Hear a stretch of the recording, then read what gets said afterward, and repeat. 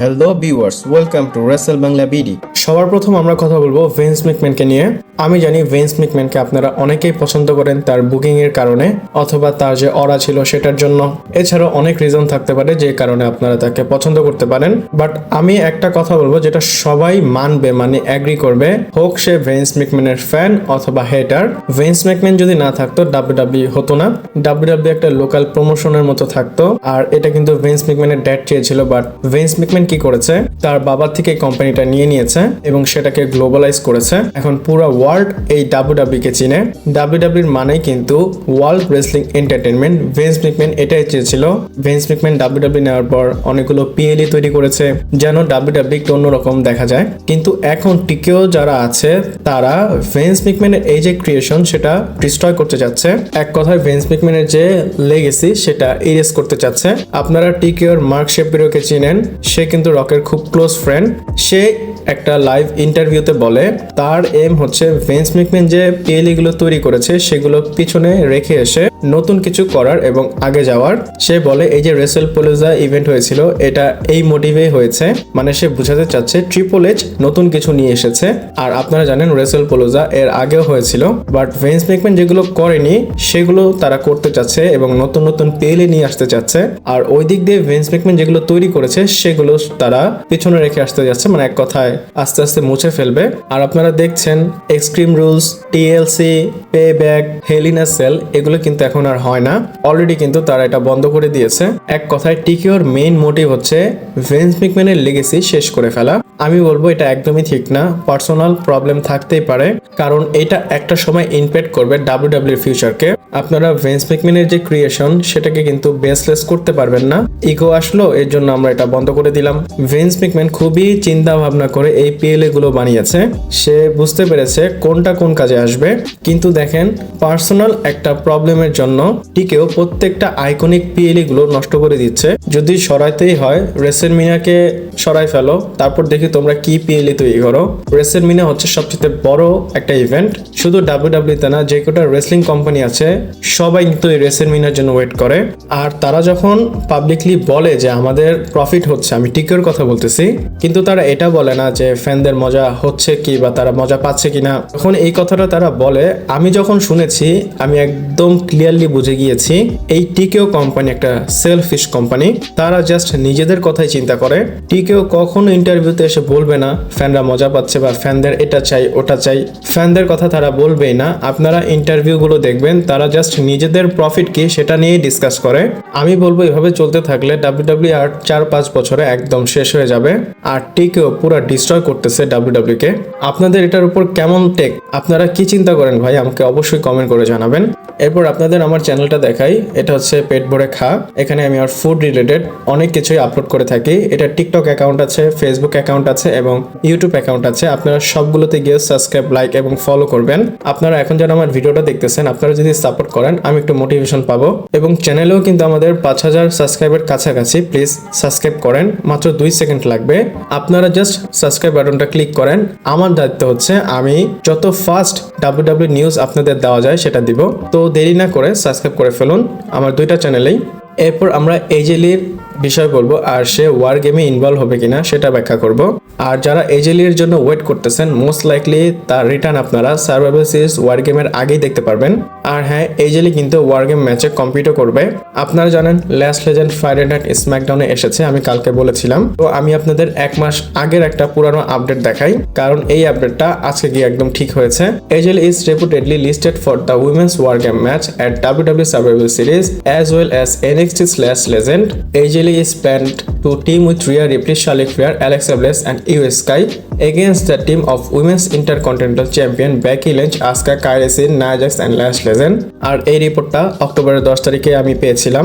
Obviously এটা wrestling observer news letter করেছে। আর যেহেতু সার্ভাইভাল সিরিজের আগে ল্যাশ লেজেন্ড চলে এসেছে, দেখে মনে হচ্ছে তার রিপোর্টটা একদম অ্যাকুরেট। তো সেই অ্যাকর্ডিংয়ে যদি আমরা চিন্তা করি, এজেলি টিম আপ করবে Rhea Ripley, Charlotte, Alexa Bliss and Iyo স্কাইয়ের সাথে এবং ফেস করবে তারা women's IC champion Becky Lynch, Asuka, Kairi Sane, Nia Jax and Lash Legend. আর এই কার্ডেই আপনারা উইমেন্স ওয়ার গেম ম্যাচ দেখতে পারেন। আমার কাছে এই ম্যাচ কার্ডটা ভালো লাগতেছে। আমি চাই এই রিপোর্টটা যেন একদম অ্যাকুরেট হয়ে যায়। আপনারা কি চান আমাকে কমেন্ট করে জানাবেন। এরপর আমরা ক্যাবেনেন্সের বিষয়ে বলবো। আপনারা জানেন ক্যাবেনেন্স অনেকদিন ধরে ডাব্লিউডাব্লিউ থেকে আউট হয়ে আছে। সে এই বছরের রেসলম্যানিয়া মিস করেছে। কেন? কারণ তার ইনজুরির জন্য। বাট এখন মনে হচ্ছে ক্যাবেনেন্স is finally preparing for a WWE comeback. আপনারা এখানে দেখতে পাচ্ছেন ক্যাবেনেন্স তার টুইটার অ্যাকাউন্টে এই ভিডিওটা শেয়ার করেছে এবং এই ভিডিওতে কিন্তু তার থিম সংটা ইউজ করেছে। আর এই ভিডিওতে ক্যাবেনেন্স ট্রেনিং করতেছিল। আর এটা কিন্তু ডাব্লিউডাব্লিউ পারফরমেন্স সেন্টার। এখানে একদম ক্লিয়ার ক্যাবেনেন্স চলে এসেছে ডাব্লিউডাব্লিউ পারফরমেন্স সেন্টারে। ক্যাবেনেন্সের যে রিকভারি ফেজ সেটা অলমোস্ট ডান এবং সে প্রিপেয়ার হচ্ছে যেন রিংয়ে তার রাশ না হয়। ক্যাবেনেন্সের জন্য ভালো লাগছে, এটা একটা গুড নিউজ। আপনাদের কি মনে হয় আমাকে কমেন্ট করে জানাতে পারেন। এরপর আমরা ব্রক লেসনারের বিষয় বলবো। আর এই আপডেটটা ডেভ মেডিসর করেছে। আমরা জানি ডাব্লিউডাব্লিউ ওয়ার গেম ম্যাচের জন্য কিভাবে প্ল্যানিং করতেছে। আর ডাব্লিউডাব্লিউ যদি প্ল্যান চেঞ্জ না করে এদের কামব্যাক একদম নেসেসারি। আর তারা কবে রিটার্ন করবে সেটা সে বলে যে হয় বেস্টন অথবা এমএসজির যে এপিসোড হবে সেখানে।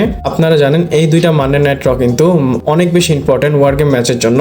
আর এই দুইটা শো এর মধ্যে দুইটার একটার মধ্যে অস্টিন থিওরি অথবা ব্রক লেসনার রিটার্ন করবে। এখানে আমি বলবো যদি ডাব্লিউডাব্লিউ এখনো প্ল্যান ঠিকঠাক রাখে তাহলে রিটার্ন করবে। আর যদি প্ল্যান চেঞ্জ করে তাহলে কিন্তু অন্য কিছু দেখতে পারবো। আর যদি এটা হয় একটা এপিসোডে আপনারা ব্রক লেসনারকে দেখবেন আর একটা এপিসোডে অস্টিন থিওরিকে দেখবেন। আপনারা দেখতে চান কিনা আমাকে কমেন্ট করে জানাবেন।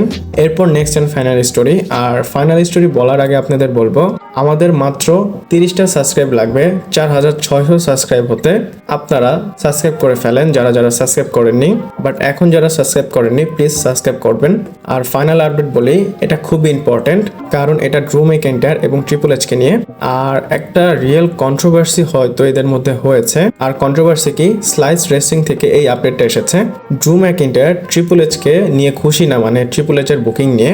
আর আপনাদের এটাও বলে দিই ট্রিপল এইচ অনেক মাল্টিপল আইডিয়া ড্রু ম্যাকইন্টায়ারের শুট ডাউন করেছে। মানে ড্রু ম্যাকইন্টায়ার অনেক আইডিয়া দিয়েছে, একটাও সে নেয়নি, প্রত্যেকটা রিজেক্ট করেছে। আপনারা জানেন ড্রু ম্যাকইন্টায়ার খুবই পুরানো, সে খুব ভালো ভালো পিচেস দিয়েছিল ট্রিপল এইচকে। ট্রিপল এইচ একটাও শুনেনি।